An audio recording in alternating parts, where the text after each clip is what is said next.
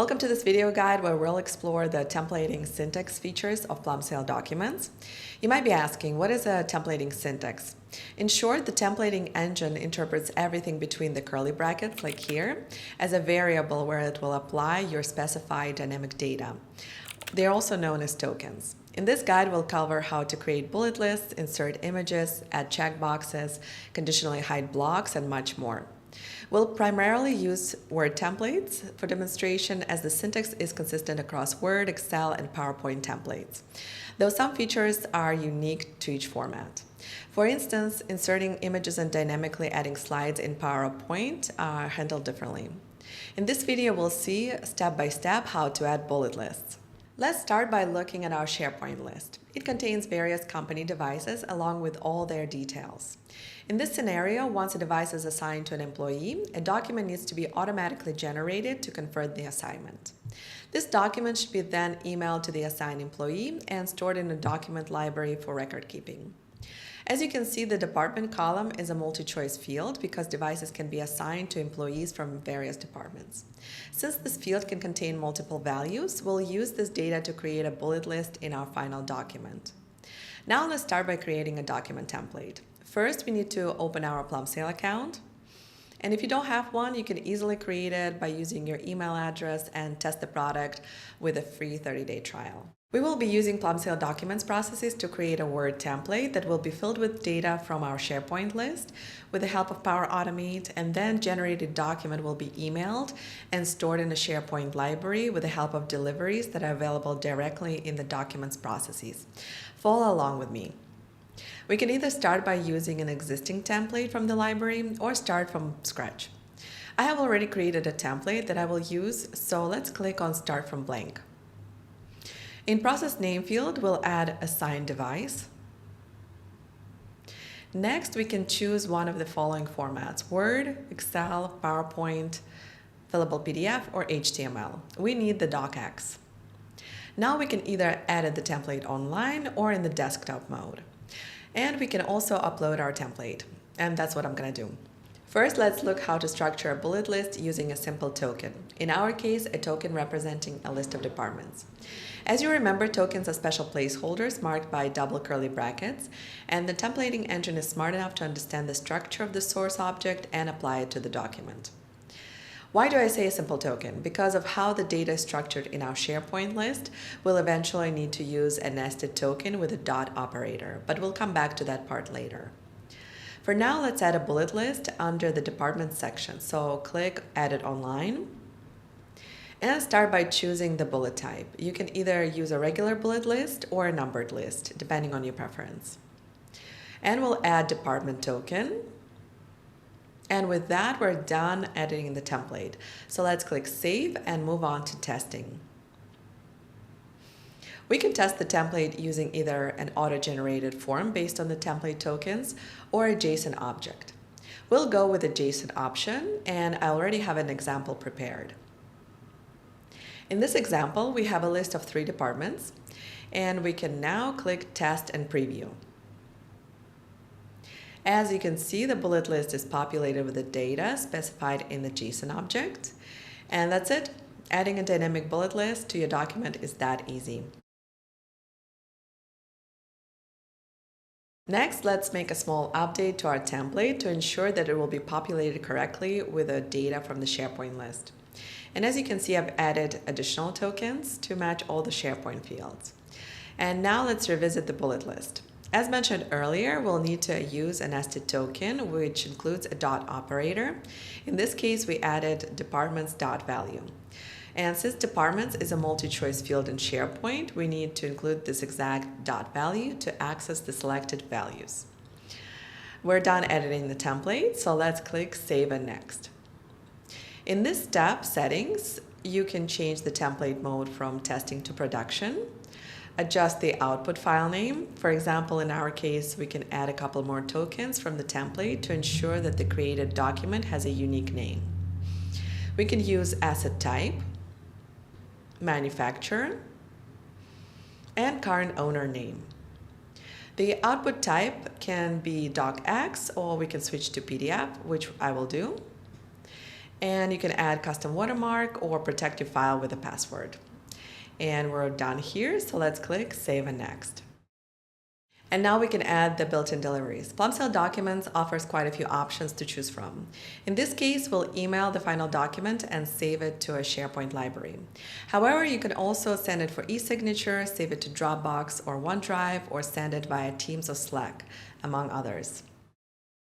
To keep this video concise, I'll skip the delivery details, but you can find more information in the article or the video linked in the description. In this process, I've set up the Zoho Mail delivery first, followed by another delivery action to save the generated document to a SharePoint library. Now we're all finished with the configuration of the documents process. Next, let's quickly create a Power Automate flow. Now let's create an automated cloud flow. We'll call it Device Status Update. And for the trigger, let's use when an item is created or modified from SharePoint. So whenever any details about the device are changed, the document is created automatically. Next, let's select our SharePoint site and list. Now we need to search for Plumsail Documents connector. If this is your first time using it in the Power Automate, you will need to add an API key, and I left an article in the description on how to do this.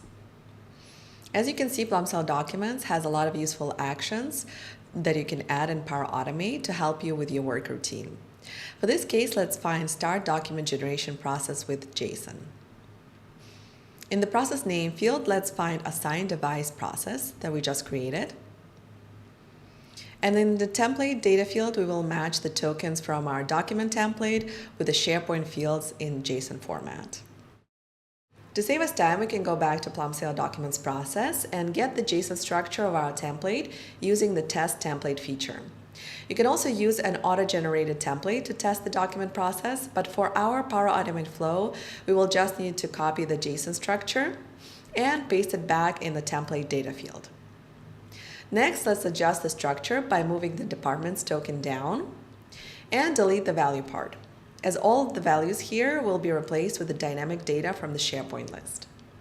Let's add the asset type field data to match the asset type token.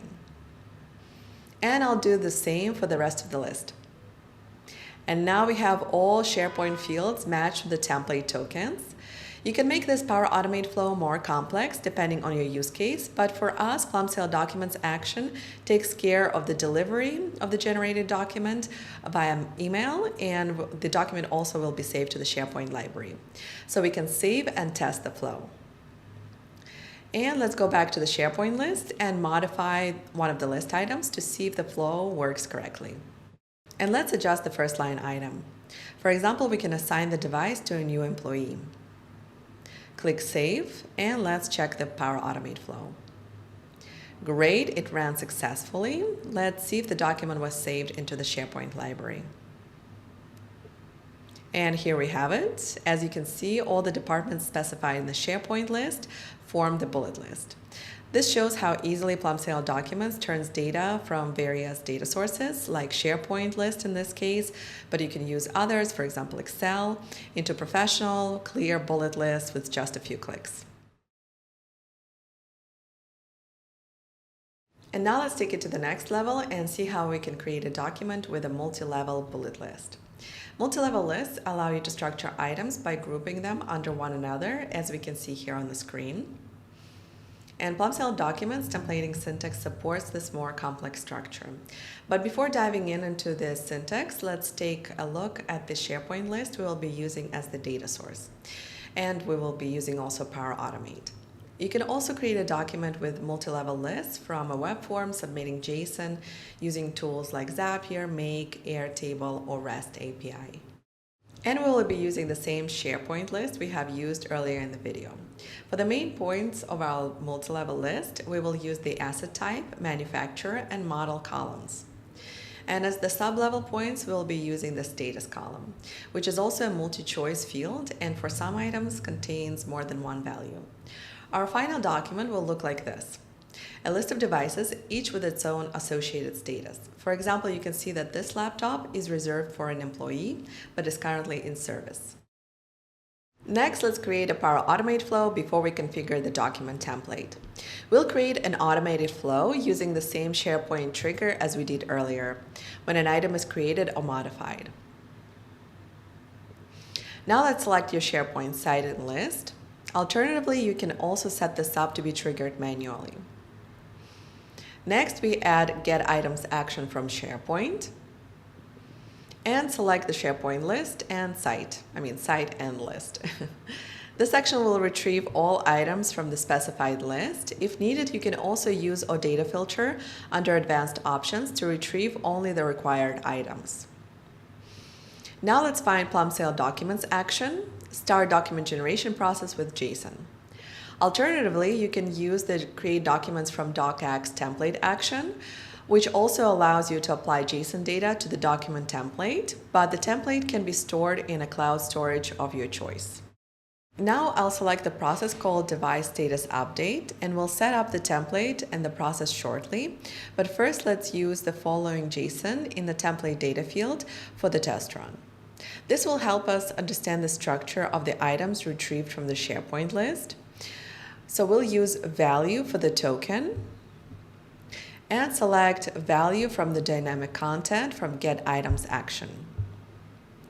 Let's save the flow and we'll test it manually. To test it, I'll update one of the SharePoint list items to trigger the flow. Okay, after the flow runs, let's expand Get Items action and click to download the outputs. Here we can see the structure of the SharePoint list, which we can use to correctly structure our tokens in our document template. As you can see in the body property, we have a collection of objects such as manufacturer, model, asset type, and finally we have the status. Let's leave this tab open and head over to Plumsail Documents. So let's open our process called Device Status Update. The template for this example will be quite simple. For now, I only have the header, which says Device Status Update. So now let's click Edit in Desktop. And here we can add the multi-level bullet list. For the main bullet points, we want to use the asset type, manufacturer, and model tokens that will match the SharePoint list columns. So let's add them. And now let's refer back to the output from the Power Automate flow. And as you can see, the asset type, manufacturer, and model columns are part of the value property in the SharePoint list.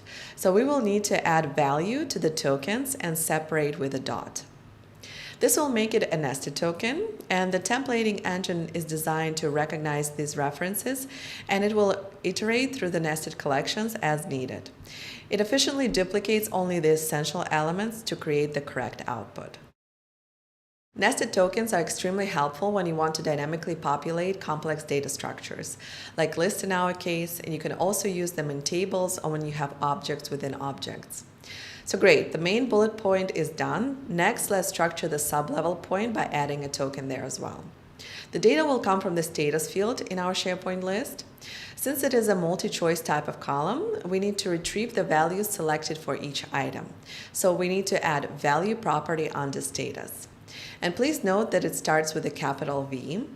So just like before, we need to add a top-level value as it contains all the properties in it. So back in our document template, I will add value.status.value.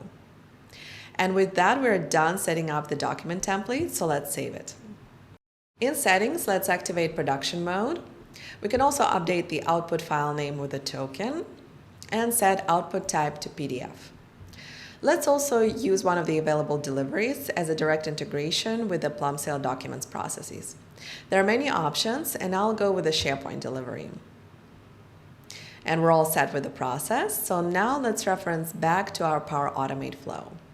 As you remember, we added JSON containing value as a token. This value is the first part of all the nested tokens in our document template, and that will be enough for the templating engine to recognize the collection of repeating objects and iterate through the SharePoint list items in the format of the multi-level list. And we're also keeping the value from the Get Items action from SharePoint. And finally, let's test our process by updating one of the SharePoint list items. Great, let's see if the process ran successfully. We can check it in the Plumsail Documents account. And it did. So now let's check the SharePoint library. Great, here's our document folder. Let's check the document itself. Fantastic. As you can see, each item was pulled into the multi-level list with the status present as the sub-level point of the list. So that's it. And as I mentioned earlier, you can also use the create docx document from template action. The template itself and the JSON structure will look very similar, or you can do them exactly the same. And you can also convert the final file into PDF inside the section. And the difference is that the template needs to be stored in a cloud storage, for example, OneDrive or SharePoint library, like I have it here. And after that, you need to add more actions to store their generated file, to send it via email, or perform other actions with it. In contrast with the start document generation process, where the deliveries are seamless and integrated directly into the process. Thank you for watching, and if you found this video helpful, give it a like and subscribe, as we have more videos coming out in this series where we'll learn how to add dynamic tables, insert images, use checkboxes, conditionally hide blocks, and much more. And don't forget to check the links in the description for documentation, sample templates, and more helpful videos. Try Plumsail Documents today and automate your document generation.